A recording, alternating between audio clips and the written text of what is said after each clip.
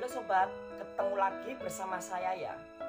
Akhir-akhir ini Badan Meteorologi, Klimatologi dan Geofisika atau BMKG itu seringkali mengeluarkan peringatan akan bencana alam, terutama akan terjadinya bencana gempa megatrust.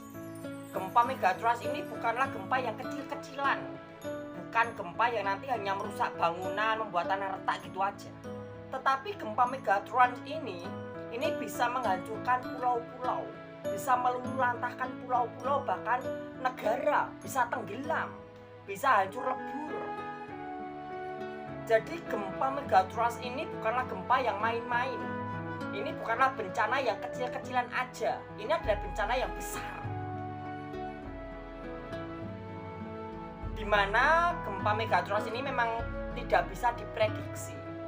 Para ilmuwan, para ahli BMKG, Badan Meteorologi, Klimatologi dan Geofisika, itu mengetahui akan terjadinya gempa megatrust ini dari lempeng bumi, dari pergerakan lempeng bumi yang meneliti bertahun-tahun. Dan ada orang yang menyangkut pautkan gempa besar ini dengan ramalan Jayabaya. Ada yang mau tahu artinya tentang ramalan Jayabaya? Tak kasih bocoran sedikit aja dari ramalan Jayabaya. Mungkin pemahaman saya beda dengan pemahaman orang-orang lain ya. Tak kasih bocoran sedikit aja. Dalam ramalan Jayabaya dituliskan, ngancek tutuping tahun, yang awalnya gini, selet-seleting besok, ngancek tutuping tahun, selama-lamanya besok, menjelang tutup tahun, ngancek tutuping tahun, menjelang tutup tahun, berarti mau tutup tahun. Bakal ono dewa ngejawantah, akan ada dewa tampil. Ngejawantah itu tampil atau bisa dikatakan sebagai muncul. Jadi ada dewa, ada malaikat yang tampil sebagai manusia. Awadak manusia, berwujud manusia, bertubuh manusia. Jadi menjelang tutup tahun akan ada dewa tampil, akan ada dewa muncul, dia berwujud manusia. Apa rupa kaya Bathara Krishna, berwajah atau berparas seperti Dewa Krishna. Awatak Baladewa, berwatak seperti Baladewa, bersifat seperti Baladewa, keras kepala gitu ya, keras, tegas. Baladewa itu tegas. Ngasta agegamaning ratu. Ngasta apa gitu ya, pokoknya ngasta manunggaling ratu. Intinya yang saya baca di kitab saya, di ramalan Jayabaya, itu ada yang artinya dia membawa gelar raja. Jadi dia akan membawa gelar raja. Dan saya membuat ilustrasi dari beberapa rangkuman ramalan tentang Ratu Adil. Saya membuat ilustrasi. Akan terjadi bencana yang besar menjelang tutup tahun. Akan terjadi bencana yang besar menjelang tutup tahun, di mana bencana itu akan membelah Pulau Jawa. Bencana itu akan membelah Pulau Jawa untuk kedua kalinya setelah Pulau Jawa terbelah dengan Sumatera oleh Krakatau. Pulau Jawa akan terbelah lagi, dan sekaligus bencana itu akan menghancurkan Pulau Jawa, akan meluluhlantahkan Indonesia, hancur lebur Indonesia sampai hilang dari peta dunia. Jadi kalau kalian melihat film-film gempa bumi, kalian pernah nggak lihat film gempa bumi action ya? Itu filmnya tuh sampai pulaunya tuh hancur, lalu dimakan oleh lautan dan hilang. Hampir serupa, tapi kelihatannya dalam ramalan Jayabaya itu jauh lebih mengerikan daripada di film-film. Lalu saat tragedi itu terjadi, saat peristiwa itu terjadi, akan ada sebagian orang yang selamat.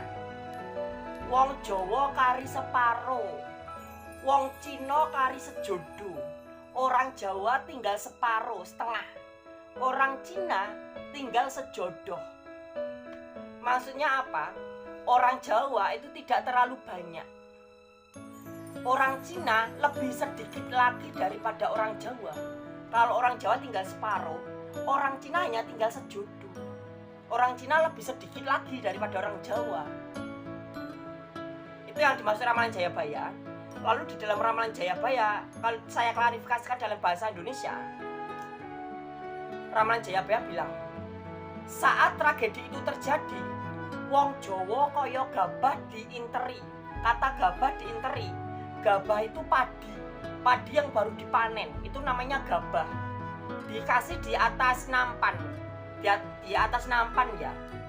Kalau orang Jawa bilang itu kayak apa ya, itu kukupan itu nanti diuter-uter atau digesek-gesek ke segala arah. Nanti gabah itu akan kehilangan arah. Itu yang namanya gabah diinteri. Itu diibaratkan ketika bencana besar itu terjadi, semua orang yang ada di Pulau Jawa dan sekitarnya di Indonesia itu seperti gabah diinteri. Maksudnya apa? Mereka kehilangan arah. Mau lari ke selatan nggak bisa, mau lari ke utara nggak bisa, ke timur barat nggak bisa. Semua jalan tertutup. Mereka hanya bisa pasrah dan mati bersama bencana itu. Dan di dalam ramalan Jayabaya itu menyingkapkan, saat bencana itu terjadi, maksudnya kok orang Jawa tinggal separuh, lalu orang Cina tinggal sejodoh, itu maksudnya apa? Akan ada sedikit sekali orang yang selamat. Akan ada sedikit sekali orang yang selamat. Dia masuk ke alam supernatural. Dia masuk ke alam gaib, ke alam supernatural. Kalau orang Jawa bilang itu namanya moksa, perpindahan alam. Dari alam nyata ke alam gaib, dari alam nyata ke alam supernatural. Ada sedikit orang yang selamat. Tentunya yang selamat itu, tentunya orang-orang itu orang-orang yang eling dan waspada ya. Mereka selamat. Ada orang Jawa, ada orang Cina. Tetapi orang Cinanya lebih sedikit daripada orang Jawa. Jadi orang Jawanya jauh lebih banyak daripada orang Cina. Itu kenapa di dalam ramalan Jayabaya disebutkan kalau orang Jawa itu tinggal separuh, tapi sedangkan orang Cina tinggal sejodoh. Maksudnya orang Cina, jumlahnya orang Cina yang selamat jauh lebih sedikit daripada jumlah orang Jawa yang selamat. Dan orang-orang yang pertama kali tahu tentang Ratu Adil itu adalah paranormal, spiritual, pinitua atau sesepuh atau orang pintar atau para pendeta yang dia bisa meraga sukma atau tahu ilmu-ilmu rohani. Dimana ini sudah menjadi jelang. Ini adalah menjadi jelang jelang akan terjadinya bencana itu. BMKG melalui radar yang ada di bawah bumi mendeteksi terjadinya goncangan-goncangan di titik-titik megatrust. Itu akan menjadi sebagai tanda nyata. Kalau dulu-dulu tidak sesering ini, tapi tahun ini, bulan-bulan ini sangat sering sekali. Seakan-akan menandakan bahwasanya lempeng megatrust itu akan benar-benar aktif dan akan benar-benar menyatakan bencana itu. Itu kenapa BMKG tidak menakut-nakuti, tapi dia menghimbau supaya kita harus selalu siap menghadapi bencana yang tiba-tiba datang. Karena bencana gempa bumi itu bencana yang tiba-tiba datang. Nggak pernah bisa diprediksi. Tiba-tiba datang, semuanya hancur lebur. Mau kamu berdoa kepada Allah kamu, ya Allah selamatkan aku, ya kamu tetap mati. Itu bencana alam. Mau kamu berdoa kepada Yesus, ya Tuhan Yesus gini-gini selamatkan aku, ya kamu tetap mati. Itu bencana alam. Mau kamu berdoa sama Gusti kamu, do Gusti mbok tulungono aku, gimana kamu tetap mati. Itu bencana alam. Cepat atau lambat bencana itu akan nyata atas Indonesia. cepat atau lambat, semua pasti terjadi.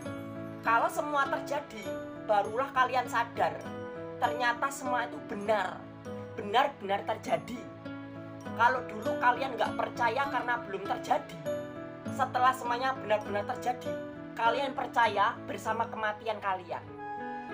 Nikmati saja kematian kita, bukan kita ya, kematian kalian bersama kepercayaan kalian.